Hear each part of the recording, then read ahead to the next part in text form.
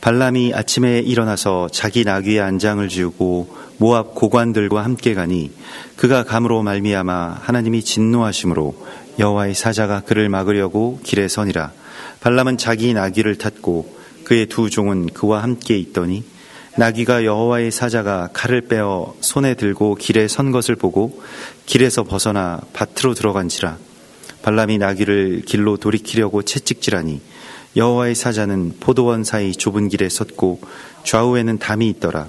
나귀가 여호와의 사자를 보고 몸을 담에 대고 발람의 발을 그 담에 짓누르매 발람이 다시 채찍질하니 여호와의 사자가 더 나아가서 좌우로 피할 데 없는 좁은 곳에 선지라. 나귀가 여호와의 사자를 보고 발람 밑에 엎드리니 발람이 노하여 자기 지팡이로 나귀를 때리는지라. 여호와께서 나귀 입을 여시니 발람에게 이르되 내가 당신에게 무엇을 하였기에 나를 이같이 3번을 때리느냐. 발람이 나귀에게 말하되 내가 나를 거역하였기 때문이니 내 손에 칼이 있었다면 곧 너를 죽였으리라. 나귀가 발람에게 이르되 나는 당신이 오늘까지 당신의 일생 동안 탄 나귀가 아니냐. 내가 언제 당신에게 이같이 하는 버릇이 있었더냐. 그가 말하되 없었느니라. 그때 여호와께서 발람의 눈을 밝히시매 여호와의 사자가 손에 칼을 빼들고 길에 선 것을 그가 보고 머리를 숙이고 엎드리니 여호와의 사자가 그에게 이르되 너는 어찌하여 내 나귀를 이같이 3번 때렸느냐. 보라, 내 앞에서 내 길이 사악함으로 내가 너를 막으려고 나왔더니 나귀가 너를 보고 이같이 3번을 돌이켜 내 앞에서 피하였느니라. 나귀가 만일 돌이켜 나를 피하지 아니하였다면 내가 벌써 너를 죽이고 나귀는 살렸으리라. 발람이 여호와의 사자에게 말하되 내가 범죄하였나이다. 당신이 나를 막으려고 길에 서신 줄을 내가 알지 못하였나이다. 당신이 이를 기뻐하지 아니하시면 나는 돌아가겠나이다. 여호와의 사자가 발람에게 이르되 그 사람들과 함께 가라. 내가 네게 이르는 말만 말할지니라. 발람이 발락의 고관들과 함께 가니라. 발락은 발람이 온다 함을 듣고 모압 변경의 끝 아르논가에 있는 성읍까지 가서 그를 영접하고 발락은 발람에게 이르되 내가 특별히 사람을 보내어 그들을 부르지 아니하였느냐. 그대가 어찌 내게 오지 아니하였느냐. 내가 어찌 그대를 높여 존귀하게 하지 못하겠느냐. 발람이 발락에게 이르되 내가 오기는 하였으나 무엇을 말할 능력이 있으리이까. 하나님이 내 입에 주시는 말씀 그것을 말할 뿐이니이다. 아멘.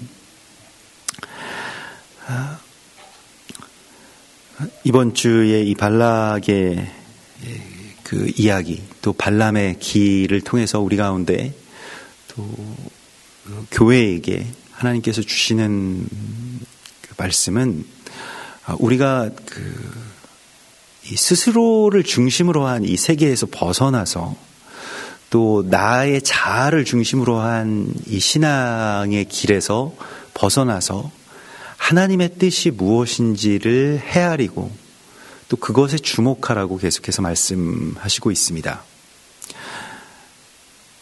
우리가 나의 필요 또는 나의 처지 또 나의 상황 나의 유익을 위해서 하나님을 믿는다라고 한다면 언젠가는 이 발람의 길로 가고 말 것입니다. 하나님의 뜻과 나의 뜻의 차이가 바로 이 불행한 발람의 길을 만들어냅니다. 그래서 내 뜻과 하나님의 뜻이 다르죠. 근데 우리는 하나님의 뜻에 별로 이렇게 크게 관심이 없습니다. 하나님은 우리를 사랑하시기 때문에 내 마음과 내 뜻에 관심이 많으시지만은 반대로 우리는 하나님이 어떤 마음을 갖고 계신지, 하나님의 마음은 어디에서 어떻게 아프신지에 대해서 그렇게 크게 관심을 기울이지 않습니다. 그것이 사랑 없는 우리들의 한계라고 할 수 있겠습니다. 발람의 길은 여기에서부터 출발합니다. 하나님의 뜻과 내 뜻의 차이. 그래서 오늘 발람은 그 발람의 어떤 말과 이제 행동에서 조금씩 어떤 틈들이 보이는 것을 보게 되는데, 어떤 길은 사람이 보기에는 옳아 보여도 이렇게 발람이 뭐 크게 나쁜 일을 한 것 같지 않습니다. 왜냐하면 어제 그 밤에 하나님께서 발람에게 임하여서 일어나서 함께 가라고 말씀을 하셨기 때문에 발람이 그 말에 따른 것처럼 보인다. 외견상으로는 발람이 하나님의 말씀에 그저 순종해서 나아가는 것처럼 보입니다. 발람 스스로도 그런 정당성을 취하고 있습니다. 그러나 발람의 행동을 자세하게 유심히 살펴보면 발람은 자기 기대가 굉장히 많습니다. 자기를 높여서 존귀하게 세워주겠다라고 하는 그 모압 왕의 제안에 마음이 콩당콩당 뛰는 것 같습니다. 그래서 오늘 이 본문의 말씀을 보면 발람이 아침에 일어나서 이렇게 나옵니다. 그러니까 이 언제 일어났다라고 하는 것을, 그래서 이른 아침에 일어났다라고 하는 것을 분명히 성경에서 밝히고 있는데, 우리가 아침에 또 이와 같이 일찍 일어난다라고 하는 것은 어떤 기대가 있기 때문입니다. 기대와 사명이 있을 때에 우리가 아침에 일찍 일어나게 됩니다. 발람이 원래 아침에 일찍 일어나는 사람이었는지 아닌지는 정확하게 알 수는 없으나 오늘 하나님의 책망이 이어지는 걸로 봐서는 발람이, 그리고 오늘 이 본문에 기록된 그 이례적으로 그가 일어난 것이 아침에 일어났다라고 하는 걸로 봐서는 발람이 이례적으로 일찍 일어난 것처럼 보입니다. 발람은 뭔가 굉장한 기대가 있는 것이죠. 우리가 어떤 기대감으로 아침에 눈이 떠진다라고 하는 것은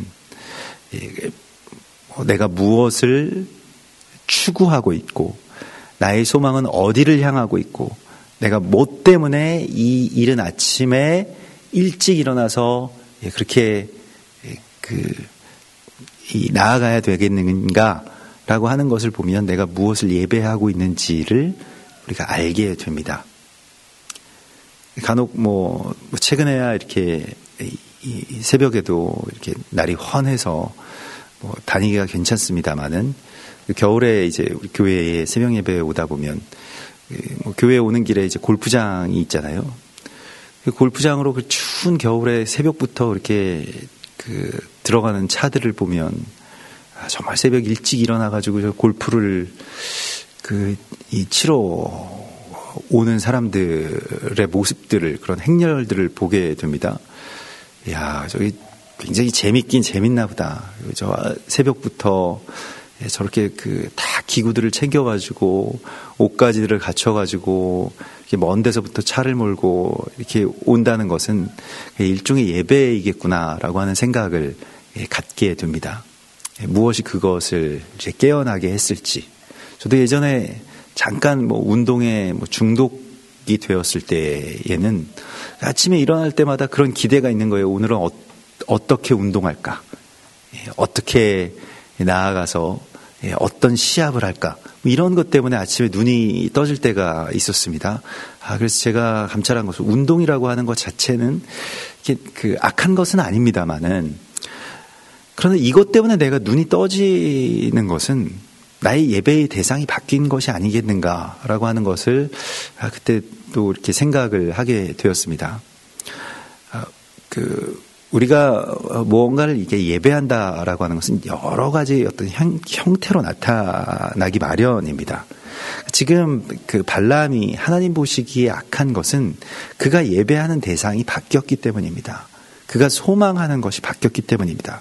하나님의 음성을 듣고 그 음성에 순종하는 것처럼 아주 정당한 행위로 보이나, 그러나 하나님은 중심을 감찰하십니다. 발람의 이 길은 사실은 이생의 자랑의 길, 사람의 욕망의 어떤 가장 최고의 욕망이라고 할 수 있는 이 명예의 욕 가운데로 아주 치닫고 있는 것을 하나님이 그렇게 감찰하십니다. 그래서 아침에 일찍 일어나서 자기 나귀의 안장을 지우고, 오늘은 이 나귀가 큰 역할을 하죠. 모압 고관들과 함께 나아갑니다. 이제 발람의 길과 나귀의 길이 이제 차이가 나는 것을 보게 됩니다. 우리가 예수님께서도 예루살렘 성으로 입성하실 때 나귀를 타고 입성하시는 장면을 우리가 봅니다. 이 나귀는 이제 아톤이라고 하는 히브리어를 쓰는데, 아톤이라고 하는 말은 인내하다 라고 하는 그 말에서 나온 단어입니다. 나귀가 끝까지 인내하고 그 자기 이 체중의 4배 이상의 짐을 지고 아주 충직하게 가고요. 실제로 보기에는, 외견상 보기에는 굉장히 볼품없어 보여도 주인에게는 상당히 유익한 짐승이고, 충성도도 그 어떤 짐승 못지 않는 주인이 주는 음식만을 먹습니다. 먹이만을 먹습니다. 그러니까 아주 충직한 그러한 하나님의 종의 표상이라고도 할 수 있겠습니다. 예수님께서 나귀를 타시죠. 사람들이 보기에 막 그럴싸한 그런 모습이 아니고, 사람들은 항상 말을 원하죠. 막 갈기가 휘날리고 기름진 그런 말을 원합니다만은, 나귀는 짜리몽땅하고 볼품없고 눈빛도 말과 같이 뭔가 이렇게 용맹스럽지 못하고, 그래서 전쟁에는 나갈 수가 없지만, 그러나 삶에 있어서는 말보다 훨씬 더 많은 일들을 할 수 있고, 또 주인만을 따르는, 그래서 자신의 달리는 그러한 모든 어떤 습성이나 본능들 대신에 주인이 지워주는 그 짐을 자기의 사역으로 그저 묵묵히 받아들이는 그 나귀, 예수님께서는 이 나귀를 타신다라고 말씀을 하시고 있습니다. 우리가 이 나귀의 어떠한 그 모습을 이렇게 보아야 되겠는데요. 나귀가 계속 길을 돌이키라는 어떤 사인을 보입니다. 나귀를 3번 쳤다라고 이렇게 나오게 되는데요. 여러 가지의 의미, 영적인 그 의미들을 가질 수가 있겠습니다. 그래서 이 먼저는 이제 나귀가 먼저 그것을 보죠. 여호와의 사자가 칼을 빼어서 손에 들고 길에 선 것을 보고 길에서 벗어나 밭으로 들어갔다라고 그렇게 우리 가운데 보여집니다. 그래서 발람은 그것을 보지 못하고요. 나귀는 오히려 그것을 보는, 그래서 아주 굉장한 것을 보고 어떤 예지력도 있고 통찰력도 있다라고 스스로 믿고 있었던 자기 중심적인 사람, 이 발람이 사실은 한치 앞에 있는 죽음을 보지 못하는 그러한 아주 미약한 존재임을 하나님께서 보여주십니다. 나귀가 보는 것을 발람이 보지 못하죠. 우리가 하나님의 길, 하나님의 뜻이 무엇인지를 보기 위해서 가장 우리에게 필요한 것은, 먼저는 이 나의 지혜, 나의 지식, 나의 똑똑함을 버리는 것입니다. 사실 거기에 많이 사로잡혀 있는 경우를 많이 봅니다. 자기 확신이라고 하는 것인데요. 이거 옳다라고 그냥 결론 내버리면 그거 그냥 옳다라고 끝까지 굳게 믿는 경우가 상당히 많이 있습니다. 그런 분들이 많이 계시죠. 내가 옳다라고 믿고 있는 것에도 때로는 그때는 옳았을지 몰라도 지금 하나님의 뜻 가운데서 옳지 않을 수도 있다라고 하는 것에 대한 겸손함을 우리가 가져야 됩니다. 하나님의 뜻이 자기 신념화 되기 시작할 때부터 위험한 일들이 생기기 시작합니다. 베드로가 그랬죠. 토라의 말씀과 토라에서 정한 이 코셔의 규례라고 하는 것은 굉장히 깊은 의미를 갖고 있고, 그것 자체가 하나의 어떤 그 메시지입니다. 그래서 토라에서 가장 중요한 어떤 규례라고도 할 수 있고, 레위기 11장의 말씀에 대해서 우리가 지난번에도 여러 차례에 걸쳐서 나눈 적이 있습니다만은, 욥바에서 환상을 통해서 금지된 그러한 이 음식들을 먹으라고 보여주셨을 때, 그럼 하나님이 명령하신 것과 내가 이때까지 지킨 토라의 말씀이 서로 상충될 때가 있지 않습니까? 그럴 때 어떻게 해야 되겠는가? 내가 지킨 그 말씀을 내가 지킨다라고 하는 것 자체가 나에게 있어서 신앙이 된다면 하나님 그것을 포기하기를 원하십니다. 그러니까 그걸 꼭 먹어야 되는 것이 하나님의 뜻인지 아닌지 우리가 다 알 수 없습니다만은, 그러나 말씀 안에서 그것을 계속 지키고 있었던 그 신념, 관성, 이런 것을 멈추어야 될 때가 옵니다. 하나님의 뜻이 그것을 넘어서는 때가 옵니다. 안식일에 38년 된 병자를 고쳐줘야 되는 때도 있습니다. 하나님께서 하나님의 뜻에 따라서 살라고 하셨지 그냥 말씀의 어떤 조문에 갇혀서 살라고 말씀하시지도 않았습니다. 그러하기 때문에 우리가 어떤 나의 신념에 갇혀서 그것을 교묘하게 하나님의 뜻에 내가 합한 것처럼 그렇게 결론 내어버린 모든 것에 대해서 우리가 겸손한 마음을 갖고 있어야 됩니다. 그렇다 할지라도 만일 하나님이 그 뜻에서 돌이키라고 하시면 나는 돌이키겠습니다 라고 하는 데까지 우리가 나아갈 수 있어야 됩니다.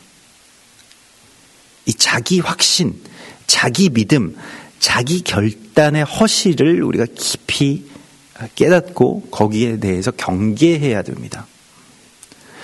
넘어지는 사람들은 주로 자기에게 걸려서 넘어집니다. 자기 확신이 강한 사람들이 오히려 잘 속습니다.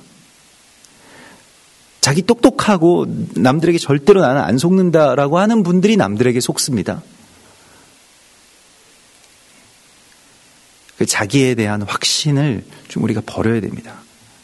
나는 옳은 길로 가고 있어. 나는 지금 의로운 길로 가고 있어. 그런 허황된 믿음에서 우리가 내려와야 됩니다.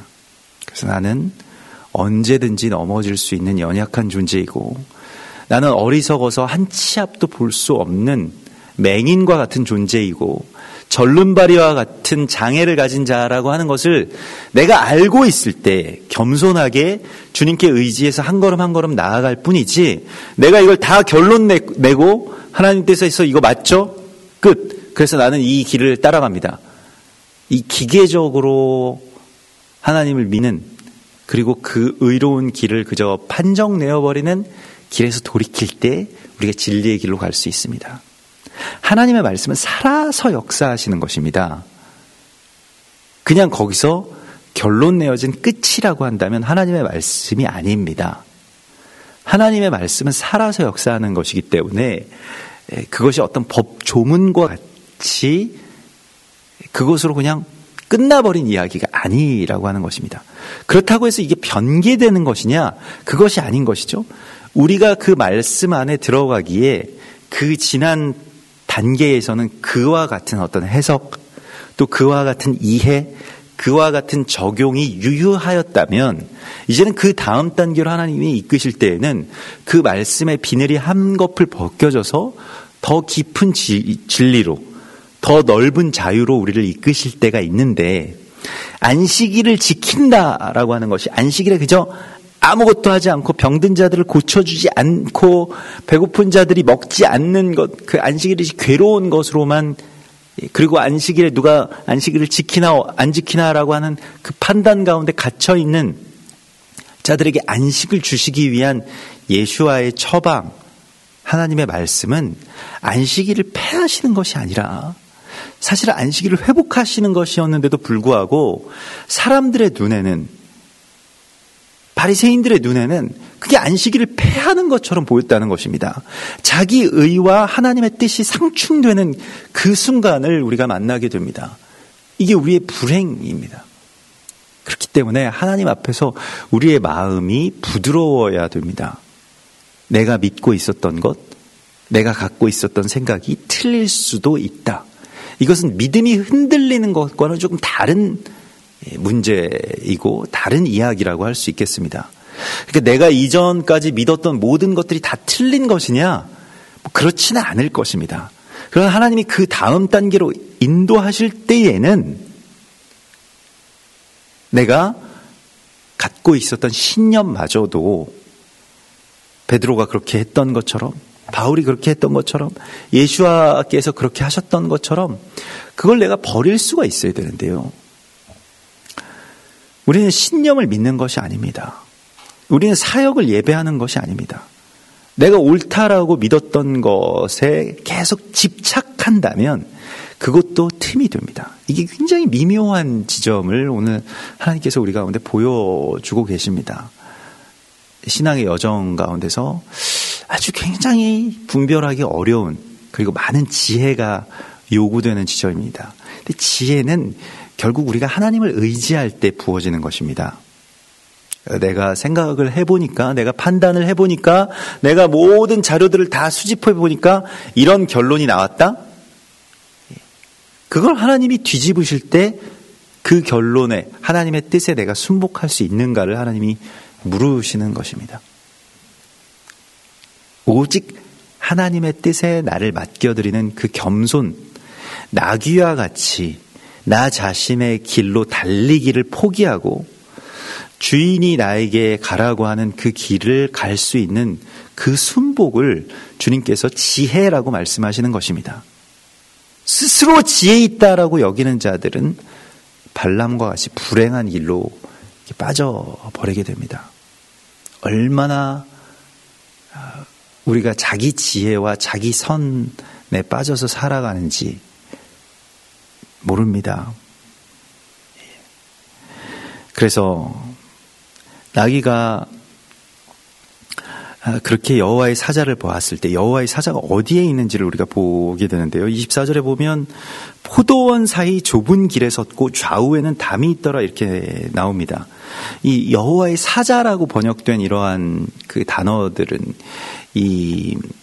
보통 우리가 여호와의 사자는 보통 일반적으로 우리는 그 천사라고 하는 인식을 많이 갖고 있습니다. 근데 이 보냄을 받은 자라고 하는 그 여호와의 사자라고 하는 데에는 그 하나님께서 파견하다, 하나님의 대리자라고 하는 그런 뜻을 갖고 있기 때문에 때로 이게 천사로 번역되는 것이 맞을 때도 있지만 주로 그 여호와의 사자라고 하면 구약에 나타난 메시아를 뜻하기도 한다라고 하는 것을 우리가 좀 알아야 됩니다. 그래서 이 말라킴이라고 이렇게 그 표기된 이러한 존재들에 대해서 여러 연구들이 있습니다. 근데 이것을 천사로만 해석하는 것은 불가하다라고 하는 것이 공통적인 견해라고 할 수 있겠고요.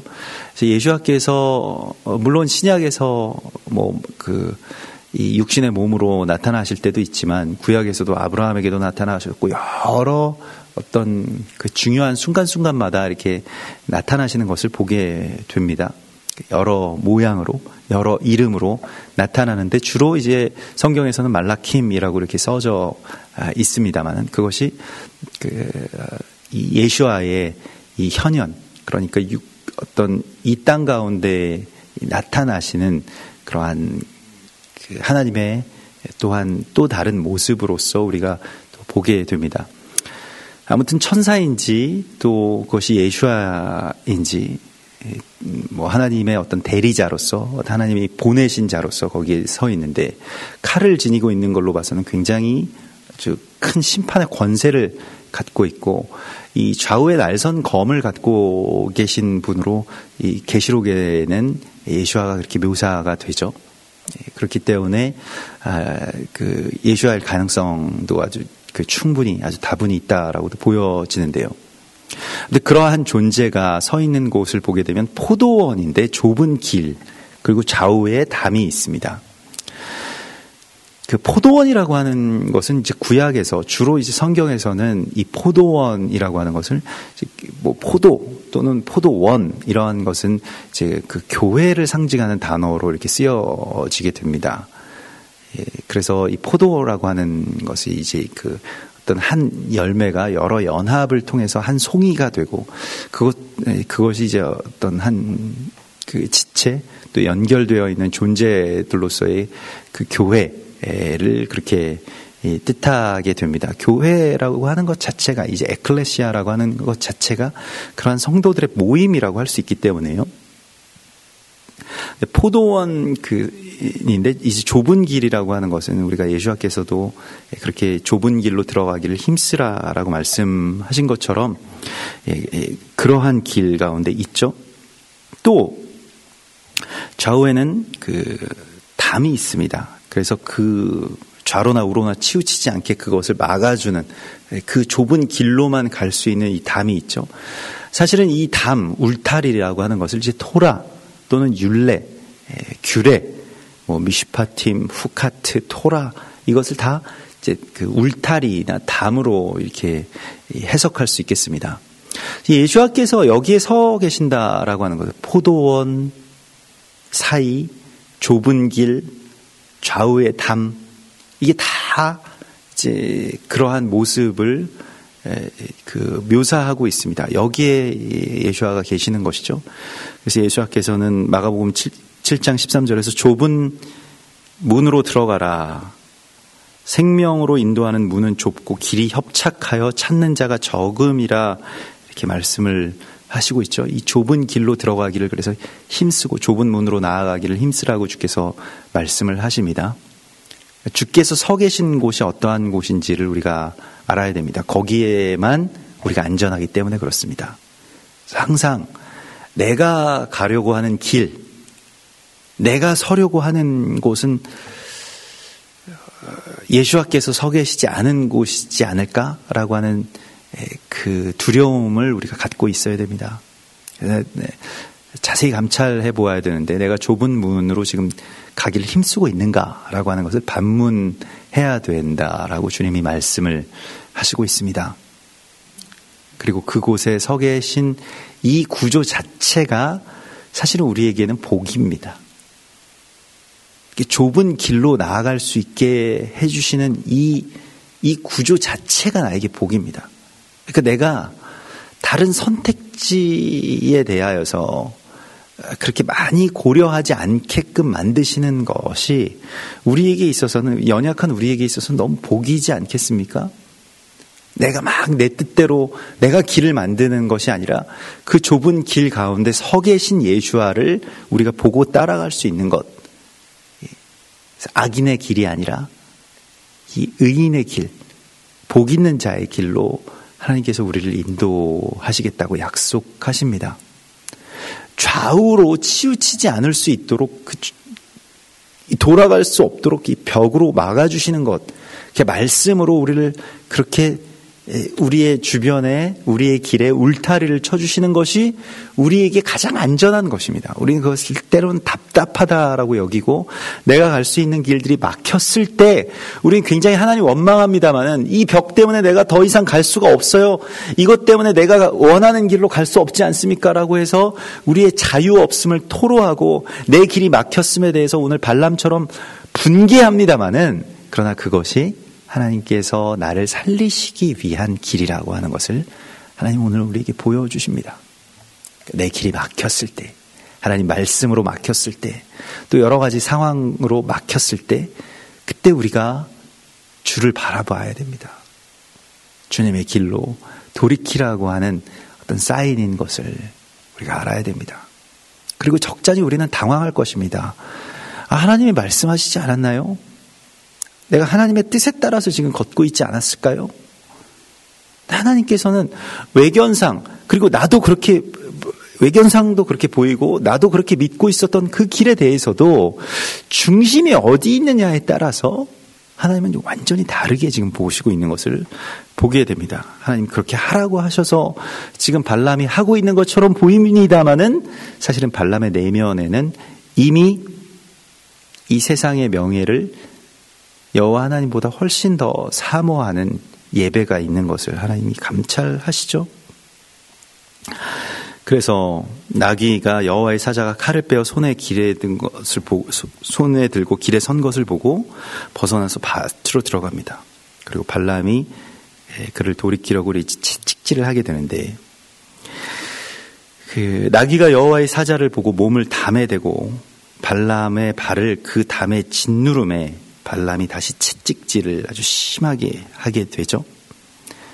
지금 이러한 힘겨루기, 나귀와 발람의 채찍질, 나귀가 아주 심하게 이 벽에 의지해서 이 길을 나아가지 않으려고 하는 나귀의 이 버팅김과 이 발람의 채찍질 사이에 이 긴장감이 느껴집니다. 발람의 발이 막 짓이겨지죠. 우리가 때때로 하나님께서 우리를 이끄시는 이 길, 일과 나의 길이 다를 때 하나님과 씨름이 일어납니다. 힘겨루기가 일어날 때가 있는데 내가 이기면 큰일 납니다. 하나님이 이기셔야 내가 이긴 게 되는데 그 놀라운 환도뼈가 부러져서 이 위골될 정도로 처절하게 패배했던 야곱에게 네가 이겼다. 네가 하나님과 겨루어서 이겼다. 라고 말씀하시는 것처럼 우리가 하나님께 지는 것이 우리가 하나님께 처절하게 져야 내가 이긴 것이 되죠. 내가 하나님을 정말로 이기면 그러면 우리는 죽습니다. 내 뜻이 하나님의 뜻을 넘어서는 그 순간 필경 그것은 사망의 길이 됩니다. 사도행전 26장에서 바울은 이 다메섹 도상에서의 일을 회고하면서 주님께서 하신 말씀에 대해서 이렇게 말합니다. 사울아 사울아 네가 어찌하여 나를 박해하느냐 가시채를 뒤발질하기가 네게 고생이니라. 그래서 주님의 뜻에 복종하지 않고 그 길을 돌이켜서 가지 않는 그 답답한 그 나귀를 보면서 발람은 자신의 어떤 답답함만을 토로합니다마는 하나님이 보시기에 발람이라고 하는 존재가 지금 그렇게 하고 있죠. 주님의 뜻에 따라서 나아가지 않고 자기 길을 가려고 하는 또한 그러한 나귀와 같은 이 발람을 보면서 하나님의 마음이 그러하시다라고 하는 것을 보여주십니다. 그래서 주님 누구시니까 주께서 이르시되 나는 네가 박해하는 예수라 이렇게 말씀하시면서 그가 나타나신 것에 대해서 그렇게 기억하고 고백하고 있는 이 바울의 모습을 보게 되는데요.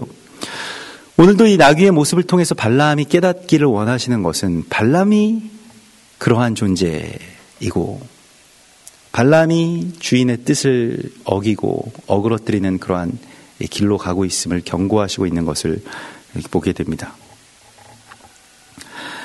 그래서 다시 발람이 채찍질하고 발람은 노합니다. 지팡이로 나귀를 계속 때리는데요.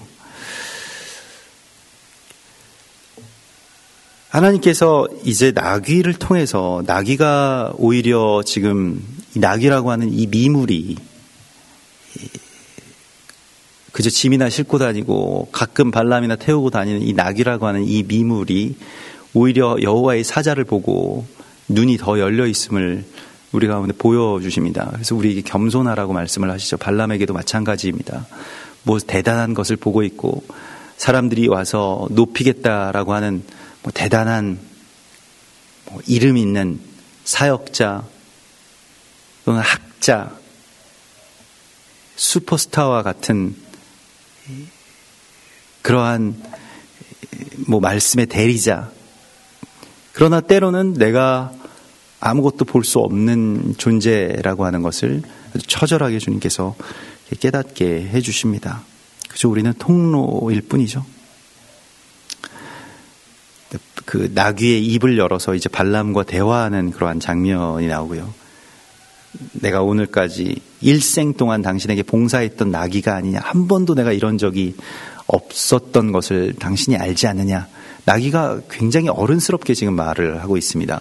나귀가 오히려 이 철부지 같은 발람보다 훨씬 더 성숙한 모습을 우리 가운데 보여주죠.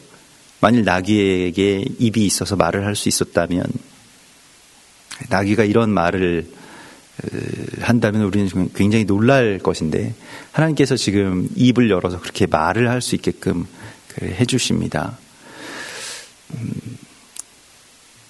글쎄요, 하나님은 사람을 통해서도 우리에게 말씀하실 수 있고 여러 자연을 통해서도 말씀하십니다.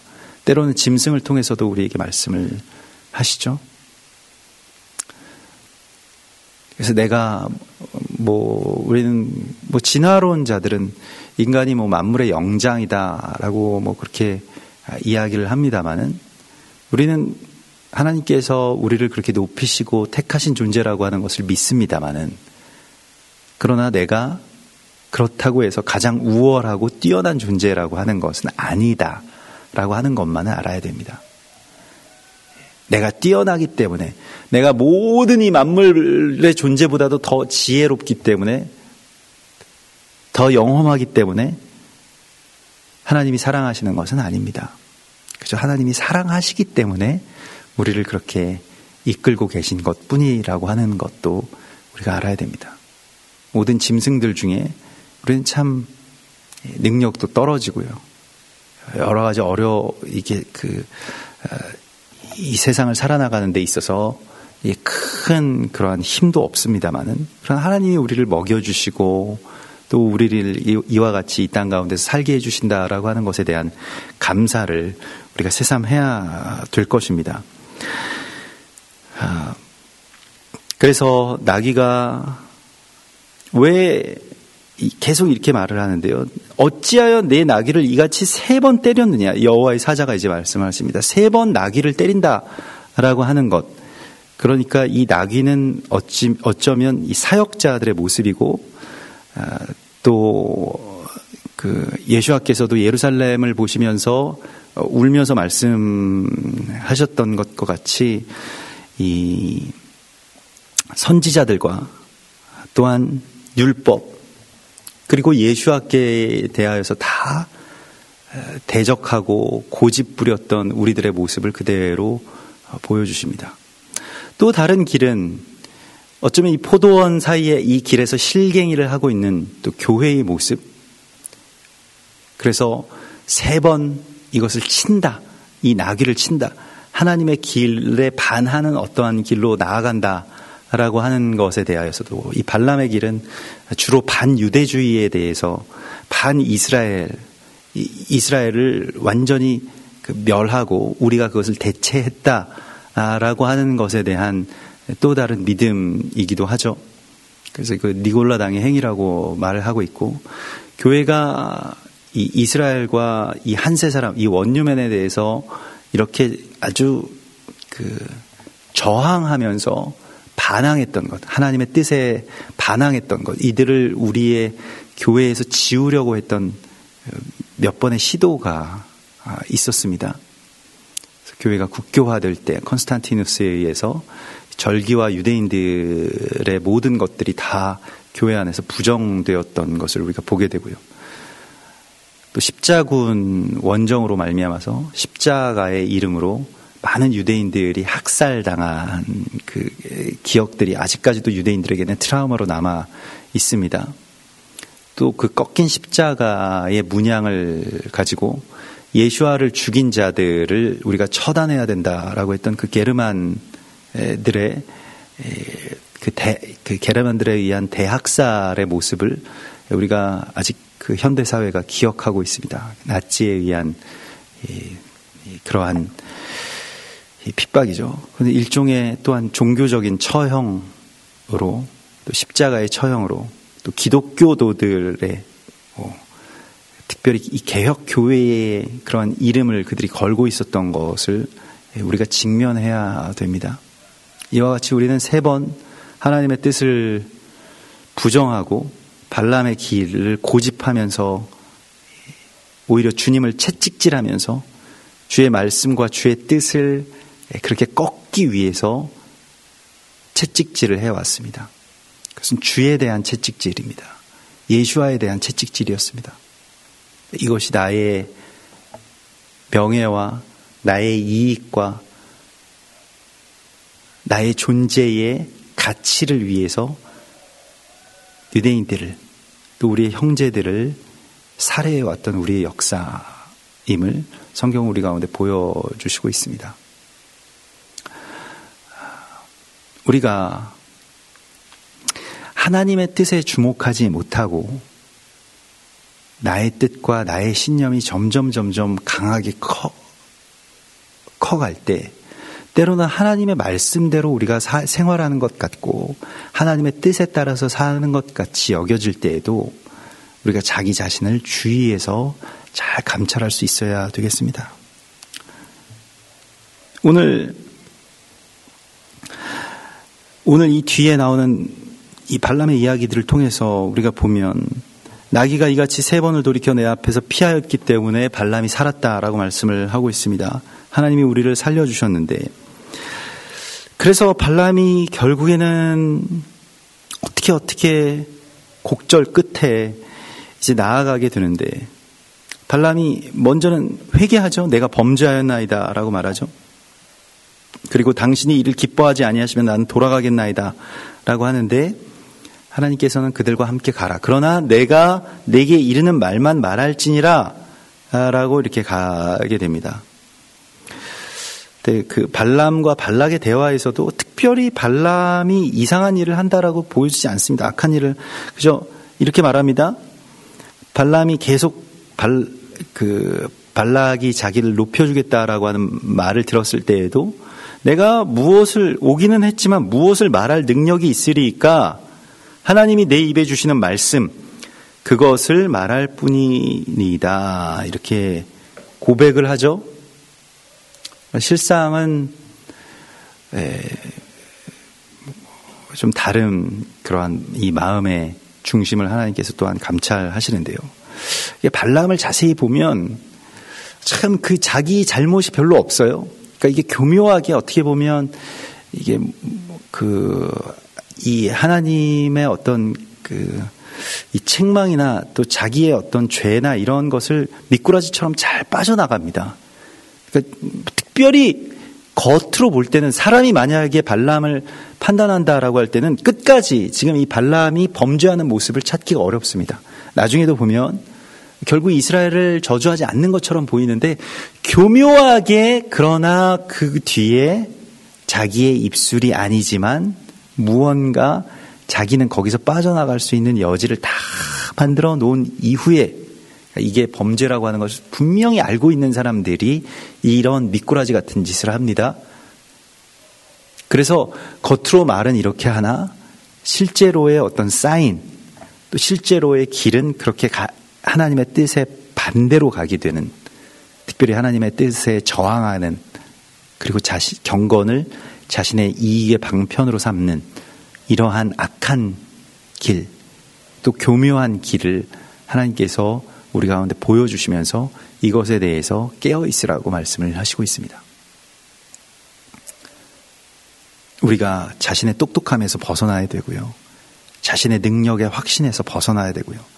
내가 꼭 옳은 것만은 아니라고 하는, 내가 꼭 이 모든 것을 하나님의 뜻에 따라서 해왔지만은 오늘이라도 하나님께서 이것을 멈추고 너는 여기에서 돌이키라고 말씀하실 때 무엇을 따를 것이냐? 이삭을 하나님의 뜻대로 주셨지만은 모리아 산으로 데리고 가서 죽이라고 하실 때에 그 말씀에 순종할 수 있느냐라고 하는 것을 우리 가운데 묻고 계십니다. 우리가 여러 가지 신념이 있고 사역의 방향들이 있었습니다. 저도 교회가 나아가야 될 길에 대해서 하나님께 받았다라고 하는 어떤 확신을 갖고 믿음을 갖고 우리가 같이 그렇게 나아가야 된다라고 하는 것에 대해서도 추호의 의심도 없었습니다만은, 그러나 하나님의 말씀은 물론 그것이 맞지만 그 길이 틀린 거 아니었지만, 그러나 어느 순간에 그걸 데리고 가서 모리아산에서 나에게 바치라고 하실 때에 내가 내 신념을, 내가 이때까지 해왔던 사역을 따를 것이냐, 아니면 희미하지만 그러나 하나님이 그렇게 말씀하신 것에 대해서 내가 순종할 것이냐라고 하는 것을 결정해야 될 때가 옵니다. 자기 확신에서 빠져나오기를, 내가 나의 확신에서 갇혀있지 않기를 하나님 앞에 늘 간구해야 될 것입니다. 이것이 자유입니다. 주님 말씀하실 때 내가 그때 주님의 뜻에만 온전하게 따를 수 있기를, 정말로 주님 말씀하시는 것에만, 주님 뜻하신 것에만, 그것이 내 믿음을 넘어서는 일이라 할지라도, 우리가 이때까지 가지고 왔었던 어떤 신념을 역행하는 길이라 할지라도 그것을 따를 수 있게 되기를, 우리가 그러한 겸손에까지, 그러한 순복에까지 도달할 수 있게 되기를 소망합니다. 우리 같이 기도하겠습니다. 우리 이 시간 오직 주님만을 의지하면서 주의 음성에만 순종하게 하시고, 또 주님의 말씀만 따르게 하시고, 또 자기의 이 허상에서 빠져나올 수 있게 해달라고, 우리가 옳다고 믿었던 것에서도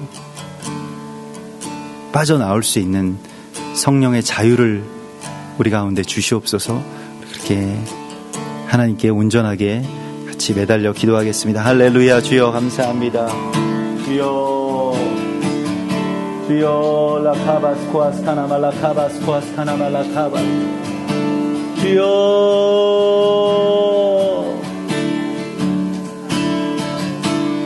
아버지여 레로와 레로와 레로와 레로와 레로와 레로와 레로와 레로와 레로와 아버지여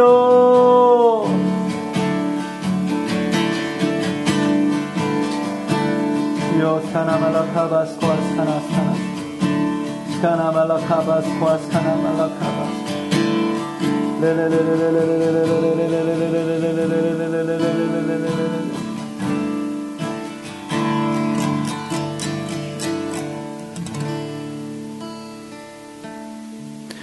오 주님, 참으로 진리의 성령께서 우리에게 오셔서 우리를 자유하게 하실 것을 믿습니다. 주님, 우리가 한 치 앞도 볼 수 없고 아무것도 모르는 것을 주님 앞에 다시 고백하오니 주님만이 우리를 이끌어 주시옵소서. 내가 이제껏 믿어왔던, 또 내가 이제껏 걸어왔던 나의 의의 길에서 벗어날 수 있게 하시고, 주님 서신 곳에, 또 주님 가시는 곳에 내가 갈 수 있는 그 믿음으로 그 다음 단계의 길로 우리가 온전하게 나아갈 수 있게 하여 주시옵소서. 그래야 해서 이 세상의 그 모든 것들이 다 패하여질 때에도 주님 사랑하여서 주님 뜻에만 순종하는 주님의 사람들로 남게 하여 주시옵소서. 끝까지 좁은 길, 좁은 문으로 나아가기를 힘쓰는 자들 되게 하여 주시옵소서. 사람이 보기에는 옳다고 할지라도 필경 사망의 길인 그곳으로 나아가지 않을 수 있기를 우리를 지켜주실 주님만을 바라며 소망합니다. 주님, 우리의 길을 오늘도 지켜주실 것을 믿사오며 거룩하신 예수와 메시아의 이름으로 감사하며 기도드리옵나이다. 아멘. 하늘에 계신 우리 아버지시여, 이름이 거룩히 여김을 받으시오며 나라의 임하옵시며 뜻이 하늘에서 이룬 것 같이 땅에서도 이루어지이다. 오늘날 우리에게 일용할 양식을 주옵시고 우리가 우리에게 죄 지은 자를 사하여 준 것 같이 우리 죄를 사하여 주옵시고 우리를 시험에 들게 하지 마옵시고 다만 악에서 구하옵소서. 대개 나라와 권세와 영광이 아버지께 영원히 있사옵나이다. 아멘. 주여